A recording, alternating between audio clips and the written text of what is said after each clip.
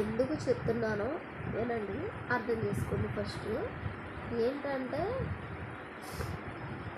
YouTube కొత్తగా start చేయాలి అనుకునే వాళ్ళకి నేను ఒక సలహా ఇవ్వాలనుకుంటున్నాను. ఏంటి అంటే యూట్యూబ్ స్టార్ట్ చేసిన తర్వాత మధ్యలో ఆపకండి. ఎలా స్టార్ట్ చేశారు కాబట్టి కంటిన్యూ చేయండి. మధ్యలో ఆపేసి పెట్టారనుకో యూట్యూబ్ అస్సలు అవ్వదండి బాబు. నేను చెప్తాను, నేను ఎక్స్పీరియన్స్ చేస్తున్నాను. నేను యూట్యూబ్ స్టార్ట్ చేసి 3 years అయిపోయింది. అయినా ఇప్పటికీ నేను సక్సెస్ఫుల్ కాలేదు. ఎందుకంటే నేను చేసిన మిస్టేక్ మీరు చేయకండి.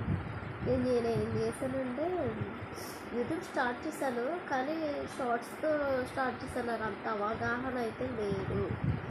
ఎందుకంటే ఏదో నార్మల్గా పెట్టేశాను. యూట్యూబ్ పెట్టేసిన తర్వాత తెలిసి నాలాగా చాలామంది కూడా ఇలా ఫేస్ చేస్తున్నారు.